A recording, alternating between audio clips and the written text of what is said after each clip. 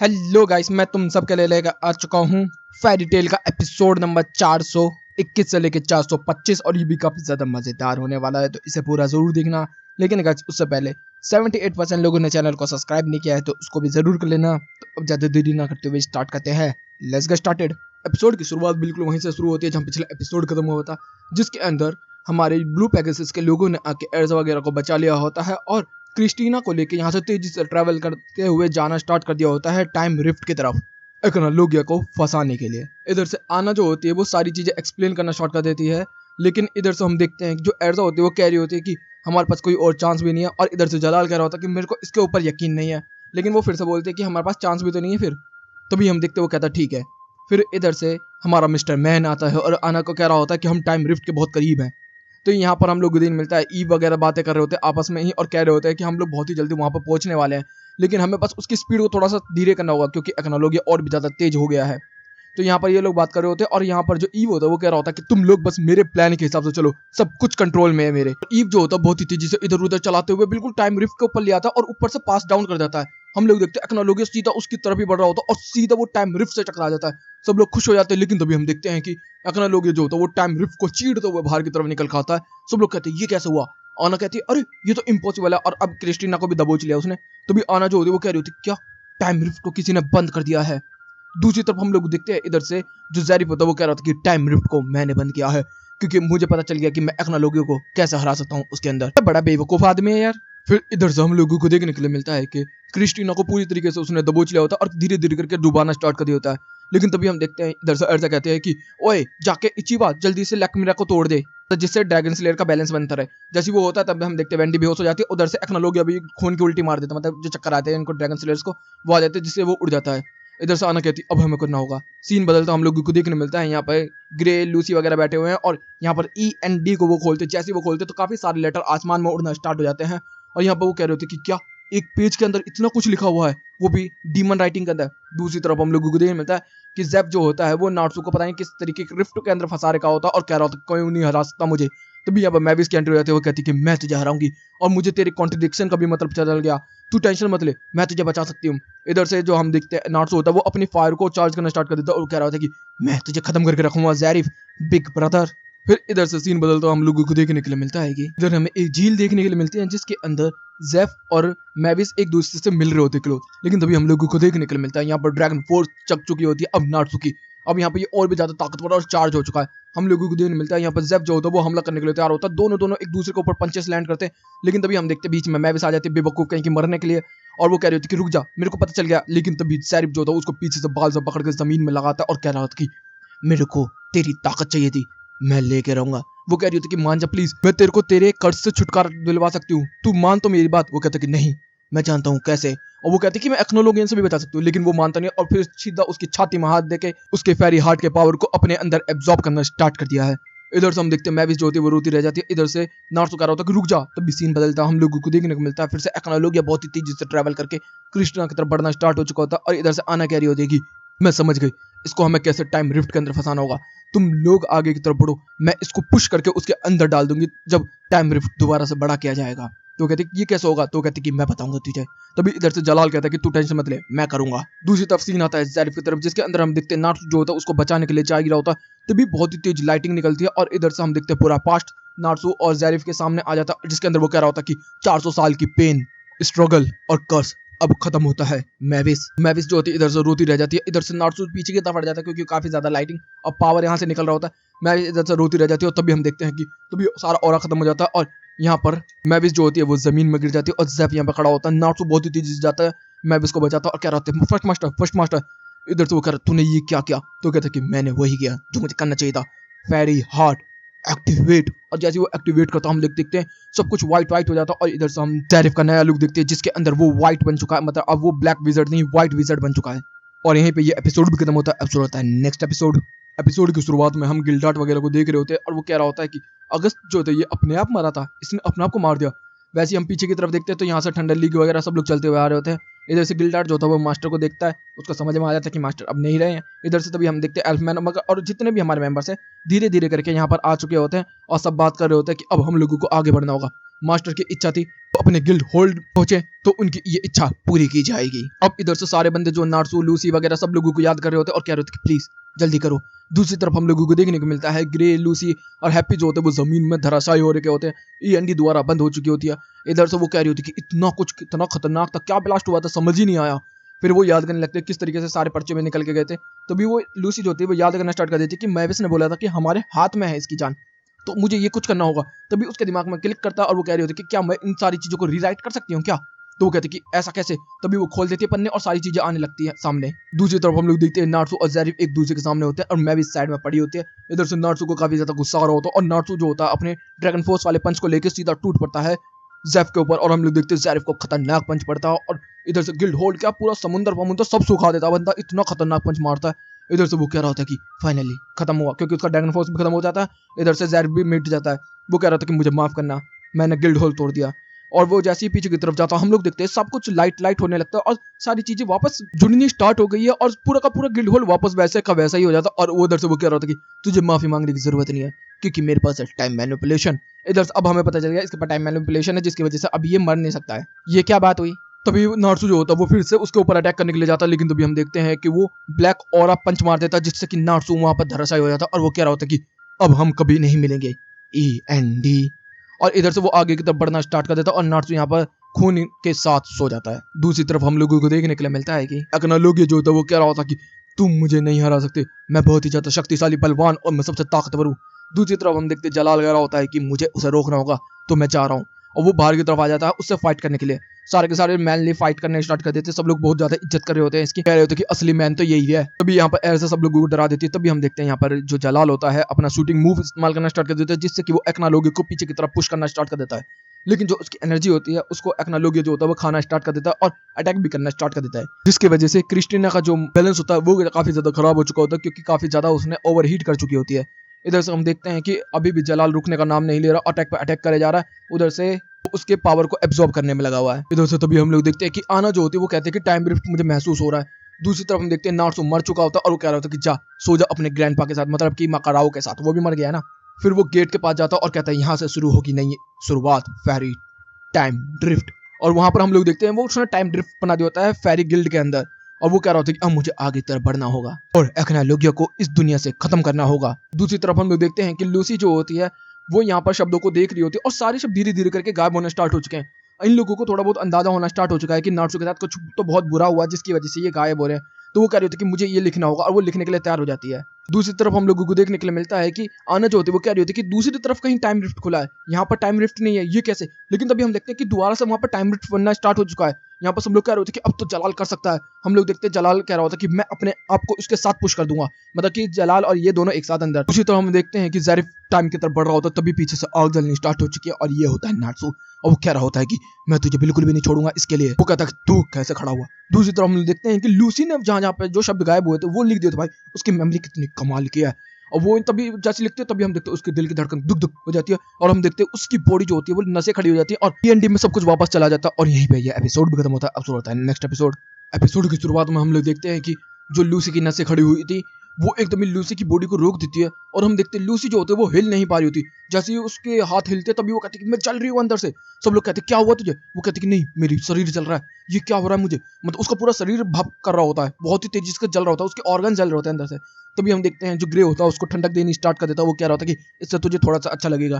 तो कहते हैं कि ठीक है मुझे थोड़ा सा अच्छा तो लग रहा है, नार्सू प्लीज कुछ जल्दी कर। दूसरी तरफ हम लोग देखते हैं कि जो ज़ैरिफ होता है वो कह रहा होता है कि तू कैसे खड़ा हुआ। तो वो कहता है कि मेरे दोस्तों की वजह से मैं खड़ा हूँ यहाँ पर। तो वो कहता है कि कोई ऐसा बंदा भी है जो डीमन स्क्रिप्ट को भी लिख सकता है। नहीं ऐसा नहीं हो सकता, इंसानों के लिए इम्पॉसिबल है डीमन स्क्रिप्ट को पढ़ना और लिखना, ये कैसे हो सकता है। तो कहता है कि मेरे दोस्त कमाल के हैं, तुझे पता ही क्या है मेरे दोस्त क्या है, और मैं कोई डीमन नहीं हूँ जिसको तू डीमन कह रहा है। तुझे पता है मेरे दोस्तों की वजह से मैं यहाँ खड़ा हूँ, तो आज तू नहीं बचेगा। और सीधा उसके ऊपर अटैक। दूसरी तरफ हम लोग को देखने मिलता है कि क्रिस्टीना के ऊपर अटैक पे अटैक हो रहे होते हैं, टाइम रिफ्ट गुरला होता है। और दूसरी तरफ हम देखते हैं जलाल जो होता है बहुत ही तेजी से एक्नालोगिया को पुश करना स्टार्ट कर देता है और टाइम रिफ्ट के पास लेके जाना स्टार्ट कर दिया। इधर से हम लोग देखते हैं क्रिस्टीना भी जो होती है वो पानी में तैरती हुई नीचे की तरफ लैंड करना स्टार्ट कर दी है और सारे लोग इधर उधर हो रहे होते हैं। और इधर से जलाल जो होता है उसको तभी एक्नोलॉगी अपने हाथ में पकड़ लेता और उसको कुचलना स्टार्ट कर देता और कहता कि अब तुम मरेगा। दूसरी तरफ नार्सू और ज़ेरिफ के दोनों में पंचों की लड़ाइयां स्टार्ट हो चुकी हैं। दोनों एक दूसरे पर लात घूसा बजा रहे होते हैं और हम लोग देखते हैं कि नार्सू के पंचेस और उसके ऊपर काम कर रहे हैं क्योंकि वो फ्रेंडशिप पावर उसकी काफी ज्यादा बढ़ चुकी है। और भाई वो लात घूसा बजाना स्टार्ट कर दिया। इधर से ज़ेरिफ भी कह रहा होता कि नहीं अब तू खत्म हो जाएगा नार्सू मेरे हाथों से।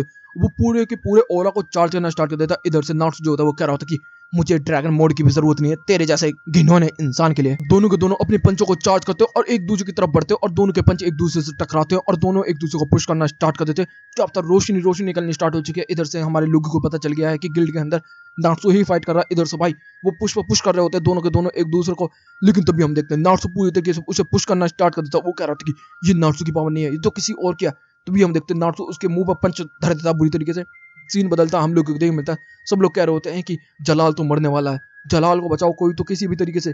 तभी हम देखते हैं कि जो क्रिस्टीना थी उसके अंदर आना होती है कि सारे बंदे बाहर निकल चुके होते हैं पानी में डूबने की वजह से। वो कह रही होती है आना मैं इसको लेके पुश कर दूंगी क्रिस्टीना को साथ लेके। और हम देखते हैं वो ऐसे ही करने वाली होती है और बहुत ही तेजी से वो क्रिस्टीना को कंट्रोल करने की कोशिश कर रही होती है। लेकिन उसके ऊपर तभी छप्पर गिर जाता है जिसकी वजह से वो कंट्रोल नहीं कर पा रही होती और व्हील भी बहुत तेजी से घूम रहा होता है जिसकी वजह से उसकी ताकत इतनी कम होती है कि वो घुमा नहीं पा रही।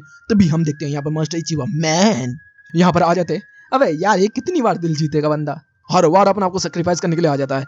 और वो कह रहा होता कि कुछ भी हो जाए मैं तुम्हारे साथ हूँ। और यहाँ पर सब लोगों को जब पता चलता है कि मास्टर इचिबा भी वहीं पे है तो सब लोग रोना स्टार्ट कर देते, कह रहे होते मास्टर इचिबा। तभी हम देखते हैं कि बहुत ही तेजी से क्रिस्टीना जो होती है वो एक्नोलॉगी से टकराती है जिसकी वजह से जलाल जो होता है वो हाथ से छूट जाता है और क्रिस्टीना उसको पुश करती होती है। जलाल नीचे गिर रहा होता है और एर्दा उसको बचाने के लिए जा रही होती है। मास्टर इचिबा पूरी ताकत से इधर से एक्नोलॉगी को पुश करते हुए टाइम रिफ्ट में टकरा देते हैं और हम लोगों को देखने के लिए मिलता है इधर से टाइम रिफ्ट चटकता है, उधर से सीन बदलता है नार्सू के पंचों की तरफ जिसके अंदर उसने ज़ेफ को एक ही पंच के अंदर नानी याद दिला दी होती है। और इधर से ज़ेरिफ की हार हो चुकी होती है, उसके कपड़े वपड़े सब फट चुके हैं। इधर से मास्टर मेविस को भी होश आ चुका होता है।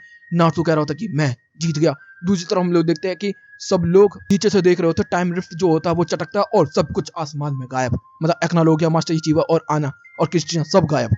तभी हम देखते हैं यहाँ पर सब लोग कह रहे होते हैं कि हम लोग जीत तो गए लेकिन कॉस्ट क्या हुआ। सब लोग रोना स्टार्ट कर देते हैं। दूसरी तरफ हम लोग देखते हैं कि नार्सू का हाथ जो होता है वो पूरी तरीके से जल चुका होता है, उसने अपनी बॉडी को जला दिया होता है उसके लिए। तभी हम देखते हैं ज़ेफ का जो व्हाइट मैजिक था वो ब्लैक मैजिक में वापस तब्दील हो गया। इधर से हम देखते हैं कि मैविस जो होती है वो कह रही होती है कि इसके बाद मैं देखती हूँ। इधर से वो कहते हैं कि ठीक है वैसे भी मुझे अपने दोस्तों को देखना है, जाओ मास्टर आप देख लो आपको क्या करना है। और यहीं पे ये एपिसोड भी खत्म होता है। अब शुरू होता है नेक्स्ट एपिसोड की शुरुआत में हम लोग को देखने को मिलता है मास्टर मैविस जो होते हैं वो ज़ेरिफ के पास आ जाती है और यहाँ पर बात करना स्टार्ट कर देती है। और वो कह रही होती है कि मैं तुझे क्योर करने वाली थी लेकिन जो तूने मेरे साथ किया ये बहुत ही गलत किया, तुझे पता भी है कि तूने क्या किया। तो कहते कि हाँ मुझे पता है, मैंने सबसे ज़्यादा उसको तकलीफ पहुंचाई जिससे मैं सबसे ज़्यादा प्यार करता था। तुझे पता है ना हमारा कॉन्ट्रडिक्शन किस तरीके से काम करता है, जिससे हम सबसे ज़्यादा प्यार करते हैं हम उसी को ख़त्म कर देते हैं। तो वो कहती कि हाँ मुझे पता है, लेकिन उस समय मैं काफ़ी ज़्यादा कंफ्यूज थी कि मैं तेरे से प्यार करती हूँ कि नहीं, लेकिन अब मुझे कंफर्म हो गया मैं तेरे से नफरत करती हूँ, बहुत ही ज़्यादा नफरत। और वो सारे मोमेंट्स को याद कर रही होती और कह रही होती कि अगर तू नहीं होता तो फेरी टेल नहीं होता, इस वजह से मैं तेरे से बहुत ज़्यादा प्यार भी करती हूँ, लेकिन जो तूने मेरे लोगों के लिए किया इसलिए मैं तुझसे बहुत ज़्यादा नफरत भी करती हूँ। लेकिन तू अगर नहीं होता तो मैं यहाँ तक नहीं पहुँच पाती, अपने लोगों से नहीं मिल पाती, तो मैं इसलिए तेरे से प्यार भी करती हूँ। मैं स्टिल कंफ्यूज हूँ लेकिन मैं तेरे से प्यार भी करती हूँ नफरत के साथ। लेकिन तुझे पता ही है ना हमारा कर्स ऑफ कॉन्ट्रडिक्शन इसी तरीके से काम करता है। वो पूरी तरीके से एक्सप्लेन करने स्टार्ट कर देती है और मार रही होती है उसको, मतलब ठीक है जो भी हो इनका प्यार है जिस तरीके का भी है ठीक है जो भी है। और तभी उसके ऊपर वो गले पे चिपक जाती है और फाइनल किस विस देती है शायद जो भी है। और जैसे ही वो करती है दोनों के दोनों मतलब इमोशनल हो जाते हैं और हम लोगों को देखने के लिए मिलता है फाइनली कर्स ऑफ कॉन्ट्रडिक्शन यहाँ पर टूट जाता है और दोनों की दोनों यहाँ पर एक लाइट में गिर जाते हैं जिसके अंदर वो कह रहे होते हैं कि मुझे काफ़ी वार्म फील हो रहा है, मुझे ऐसा लग रहा है कि मेरे एक एक पार्टिकल्स अलग हो रहे हैं, मतलब लाइक ऐसे ही कह रहे होते हैं वो कि हमें मुझे काफ़ी अच्छा लग रहा है, ऐसा लग रहा है कि मेरी सोल आसमान में उड़ रही है। ऐसे की तरफ हम देखते हैं कि आसमान में धीरे धीरे करके पार्टिकल्स बन के आसमान में उड़ने स्टार्ट कर दिए, मतलब कि इन लोगों की आखिरकार मौत हो चुकी है। तो भी इधर से हम देखते हैं कि नारुतो यहाँ पीछे की तरफ देखता है और कह रहा था कि अच्छा हुआ। इधर से हम लोग देखते हैं कि लक्ष्य जो होता है वो सारी चीजों को देख रहा होता है। तभी हम देखते हैं कि मास्टर माकाराव जो होते हैं वो कह रहे होते हैं कि मैंने कुछ अजीब सा सपना देखा, सारी फेरीज मेरे आसपास घूम रही थी गार्डन में और भाई सब लोग उसे देख के काफी ज्यादा इमोशनल हो जाते हैं इंक्लूडिंग मैं भी।